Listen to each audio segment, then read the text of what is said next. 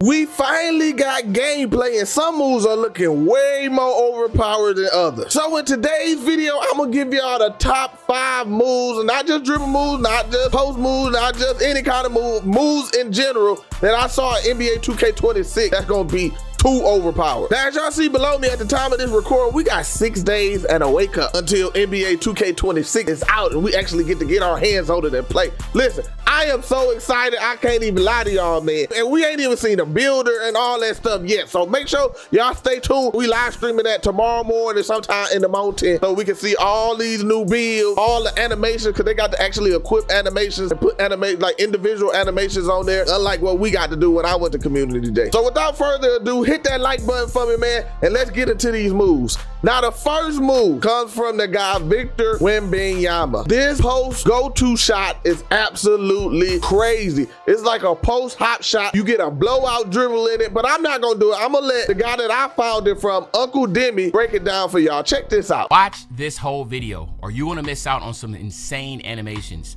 Look at this right here. This is what 7-footers can do now. Go-to shots from the post are insane. Wemby has the most broken animation in the game. Okay, now this animation you're about to see, like you saw in the beginning, is by far the best animation, and centers are gonna cook with this. It's not initially from the season. Hopefully they don't nerf this, but look at this. He does a blowout dribble, pushes out to the 3-point line. Buckets, like, are you kidding me? Like, just imagine trying to stop that. Now, I will say Mike Wang, he saw me and he saw everybody crowded around me when I was doing that, and he was like, man, I don't know if we're supposed to do that. I said, nah, man, nah, pro play, baby. If that's pro play, you know, that's his animation, that's his go-to, that's what he does. You know what I'm saying? We got to keep that in the game. Now, y'all see that move was so crazy to the point Mike Wang was already looking at patching it out the game, and we ain't even got the game yet. This is absolutely crazy. How much space that moves get from the post, man. You can literally go from the low post to the 3-point line with one move, and on top of that, I'm pretty sure you can dribble out of it. So you don't actually have to continue to go through. You can cancel it and just dribble out of it and get to moving around the rim and everything like that. This move is absolutely crazy, but I said I got 5 for y'all, and that's just number 1. Now, these are in no particular order, so listen, y'all can judge. Put in the comment section which ones y'all think are the top 5 or the top 1, 2, 3, 4, 5 in order. But I'm just giving y'all all 5. Now, the next move that I'm gonna show y'all is the escape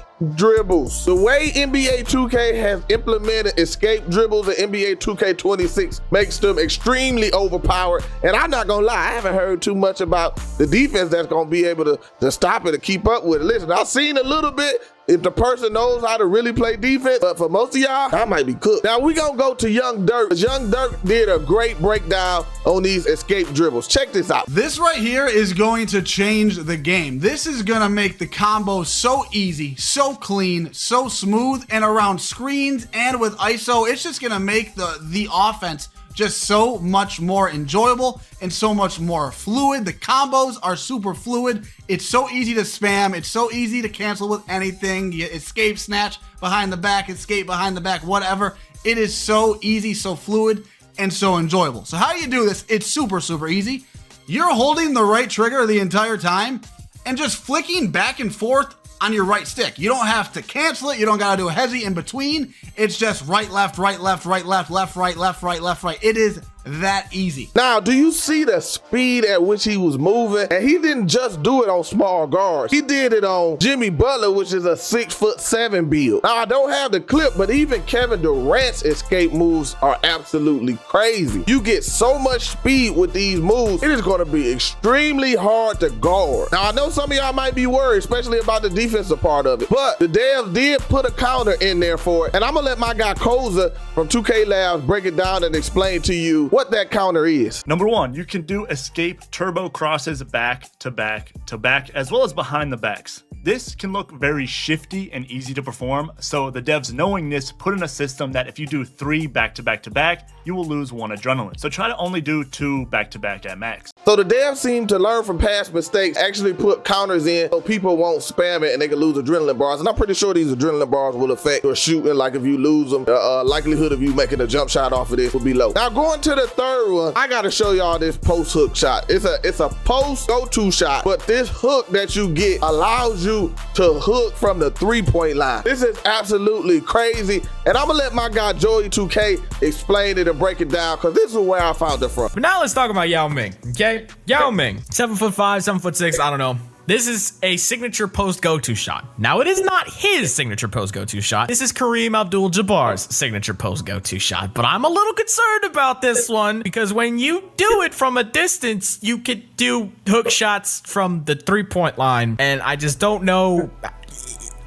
You could see why I'm concerned, okay? Oh my God. Listen, I know that this is Learn 2K, and we kind of found out that it didn't seem to really take Hall of Fame mode when you put the settings on it. But this move is scary, especially thinking about, I already know why Joey was looking at this move. Joey's going to make a 7'4" day one. So these guys who are going to make 7'4" builds, how are you going to be able to contest that? The guy is running away from you and then hooking the ball so high. Now, again, that was Kareem Abdul-Jabbar, not Yao Ming's post go-to shot. But I'm telling you, this move is absolutely crazy. Now, the fourth thing that I want to show you is really a simple move, but it's devastating. And what I'm talking about is standing dunks. The way standing dunks work in NBA 2K26 is punishing. If you're not in the right position, it is wrapped. And I'm not talking about just regular standing dunks. I'm talking about contact standing dunks. But I'm gonna let Joe Knows break this down for y'all, because that's who I looked up and found this information from. Now check this out. Now, wide open standing meter dunks, you see how big the green window is. And then even like standing meter dunks against smaller defenders, like Wemby just,